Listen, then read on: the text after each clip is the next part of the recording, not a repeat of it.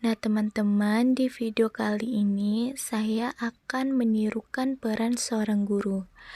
Nah, menirukan peran adalah seseorang yang melakukan dengan meniru atau mengikuti perilaku orang lain, baik sikap, penampilan, gaya bicara, maupun hal apa saja yang dimiliki orang lain. Nah, teman-teman, berikut ini video saya menirukan peran seorang guru di dalam sebuah kelas yang sedang mengajar anak murid-muridnya. Selamat menyaksikan. Terima kasih. Assalamualaikum anak-anak ibu, selamat siang. Waalaikumsalam warahmatullahi wabarakatuh. Selamat siang Bu. Nah, seperti biasanya sebelum kita belajar, mari kita berdoa bersama-sama agar ilmu yang kita dapat hari ini berkah. Nah, untuk ketua silakan mempersiapkan kelas. Siap gerak, ucapkan salam. Assalamualaikum warahmatullahi wabarakatuh. Berdoa selesai. Nah, selanjutnya ibu absen ya, mana satu persatu. Nanti yang hadir angkat tangannya. Vini Rastani Hadir Bu. Rahmi Mulyani Hadir Bu. Risma Tusadia hadir Bu. Nadira Masuk Sakit Bu. Rani Alfira Ada kabar Bu. berarti di Alfa ya. Berarti hari ini dua orang yang nggak hadir, Nabila Sakit dan Rani Alfira Alfa. Baiklah anak-anak, sebelumnya minggu pertemuan lalu kita membahas tentang teks prosedur dan sekarang kita akan membahas tentang teks narasi. Nah, sebelum itu ibu ingin bertanya kepada kalian, apakah kalian masih ingat apa itu teks prosedur? Jika ada yang bisa menjawab, silakan. Apakah ada yang tahu teks prosedur? Saya Bu.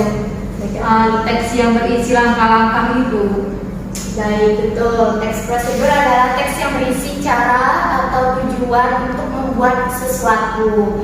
Nah, langsung saja ke pembahasan kita yaitu teks narasi halaman 52 ya anak.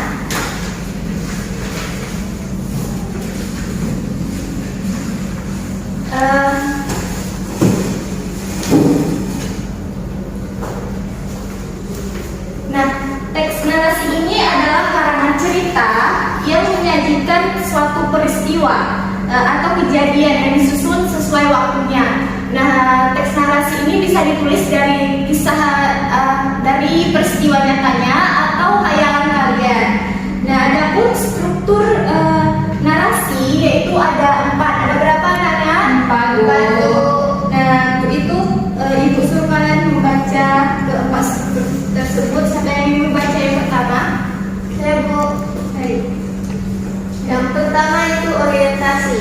Orientasi merupakan bagian pengenalan cerita di mana penulis memberikan informasi tentang latar belakang, tempat, waktu, dan pengenalan tokoh. Nah, ya, orientasi ini maka pembaca dapat mengetahui sedikit gambaran tentang dari keseluruhan cerita tersebut atau informasi tersebut. Nah, selanjutnya ada komprimasi. Siapa yang akan ingin membaca?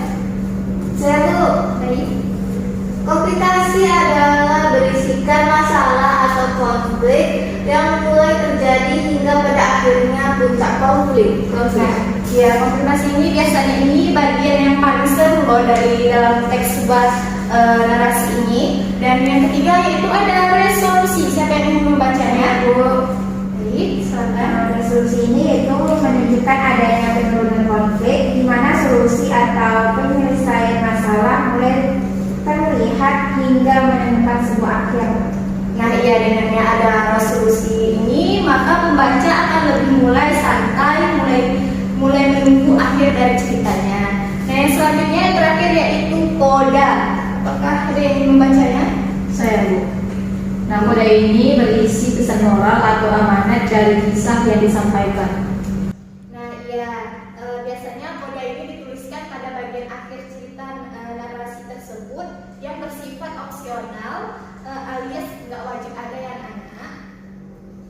Baik, selanjutnya ibu ingin memberi kalian tugas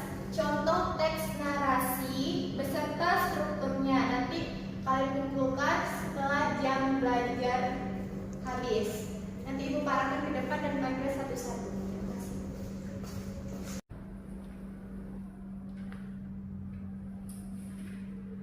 Harus ada strukturnya ya anak-anak.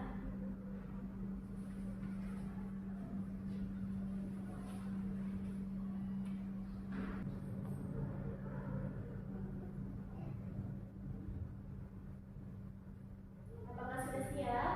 Siap, Bu. Siap, Bu. Baik, nanti Ibu panggil satu-satu ke depan dan bawa penanya ya dari depan. Yang pertama yaitu Winnie Lestari, silakan Pak tulis di depan.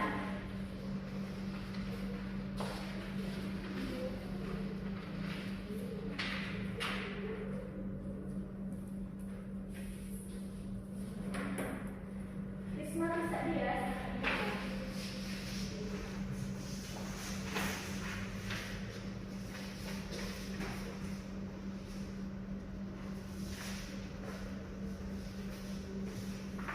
Kami